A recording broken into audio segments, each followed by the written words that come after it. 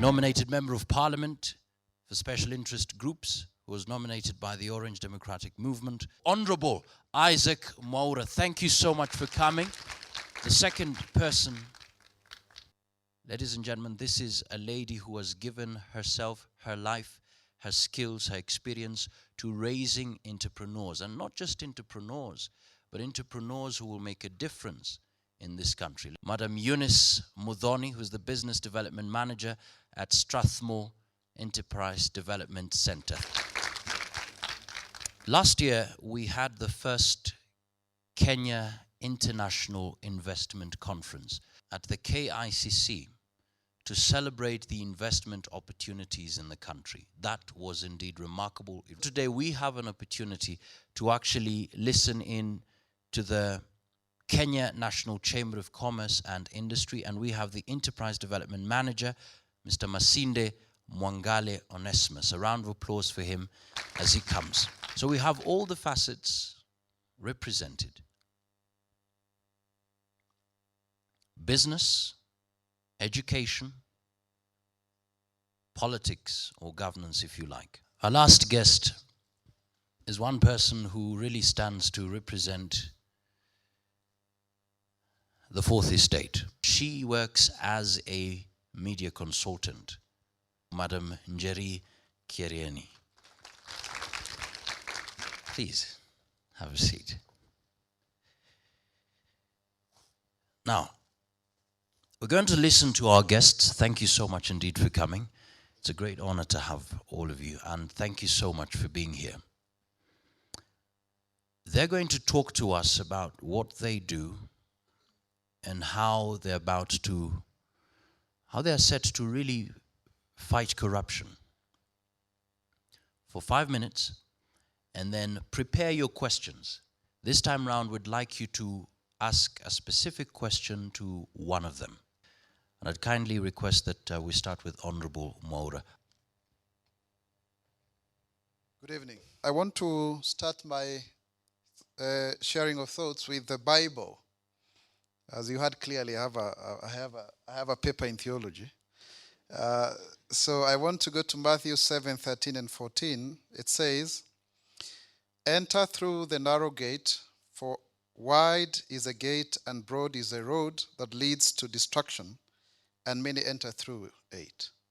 But small is a gate and narrow the road that leads to life, and only a few find it." Corruption robs us of our collective future. And tribalism robs us of that collective sense of purpose. Those are the two great things, and in fact, for me, tribalism is a form of corruption. Those people who just do things as they are end up becoming very rich. Those people who stand up for justice may not be known for that, but the quality of what they stand for is worth so much. And we have very good examples. I don't think we remember who was the richest person in 1940. But if there is a hero who stood up for something, we remember. We don't remember who was the richest person in 1960s, but we remember Martin Luther King Jr. for what he stood up for. Today, in our own country, we remember people like Wangari Maathai because they stood up for something. One day, another individual told me, "You, Mwaura, it's only the few of you that care about delivering service properly. Others just consume the money." I was taken aback, but it was true. We were discussing about these things you need to know, about how members of parliament get mileage allowances. So people who come from the farthest corner of the country get more money than those who come closer. But they don't travel every weekend. So you find people earning up to 2 million shillings, and they don't set their foot in the constituency for 2-3 months. And that's a challenge. So you find you serve for 5 years. By the end of the 5 years, some people are very rich, and some people are just hoi polloi. But I told my people, and I said, I don't know whether I'm going to be in the next parliament, but I am appointed for such a time as this. I will work because I am here right now. And that's a challenge we have, because sometimes we wait to go to the high office for us to make a change. But all of us are leaders in our own right. If we can stand up against that injustice, it is worth so much, and that's the only way the country can move forward. In fact, I want to say that when we are the few of us, it takes very few people to make a change. And there are so many quotations in that regard. So you don't need the multitude, because the multitude will always follow anyway. This country is losing 250,000 jobs because of corruption. This country is losing so much money because one road, 1 kilometer of road is costing up to 80 million shillings. Yet there is evidence that you can only use 20 million. Sometimes when you talk about corruption and you start analyzing your own life, you realize so many instances where you have been corrupt yourself in your little ways. And that may make you to want to shut up your mouth. But I want to say, don't shut up your mouth. Because that willingness, the nudge to continue to seek the right way, will take us longer way.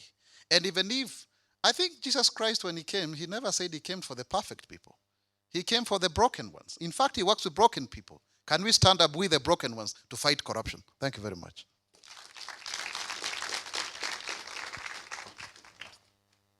Thank you so much. We'll only want to say very few points about how we can fight corruption, all of us. I know you all know that the Bible says that contentment and godliness is a great gain. I think why people are corrupt is because they are not contented. And I think it's also because they are not godly. If we all did what we usually do as if we are doing for God, if you are doing your business as if you are doing it for God, as if you are doing it with God supervising you or looking at you, I think you would be the best person. And so I would say, as we do our businesses, let us do our businesses as if we are doing it for God. Let us not be in a hurry to get rich. Because it is a journey. It's a journey that we walk. And when we walk it in the right way, we shall surely reach our destiny. Thank you very much.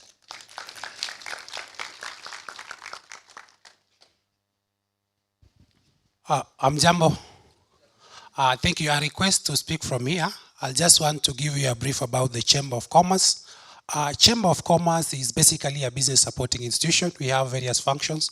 One of our key functions is to do what we call policy advocacy.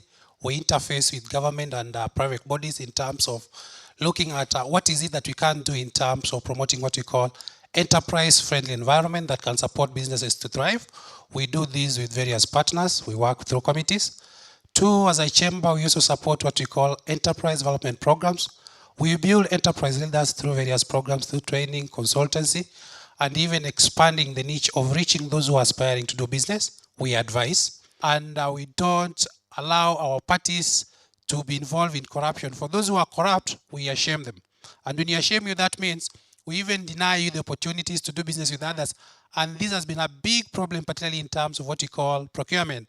You'll find many people, particularly today, those who want to do the 30% within government, because of lack of information, they really want to do business that is not fair. So we tell our members that for you to be a business person that learn to have integrity, you must participate in this and get our certificate that promotes what you call fair investment within integrity. Thank you very much.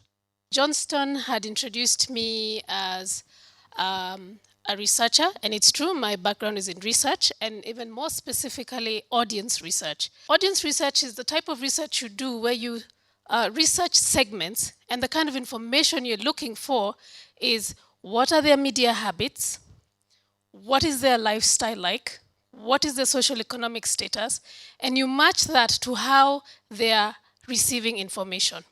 And the information that when you talk about, you're watching TV, you're watching radio, and today we all have smartphones or some type of phone that can get us access to the internet. So we want to know, where are you looking for the internet? Are you accessing it through your phone? Are you doing it in the office? Or do you go to a public space? So generally, in a nutshell, that's what audience research is. Thank you. Oh, thank you so much indeed. So we've heard from our guests. Now it's your turn to speak, to ask your questions.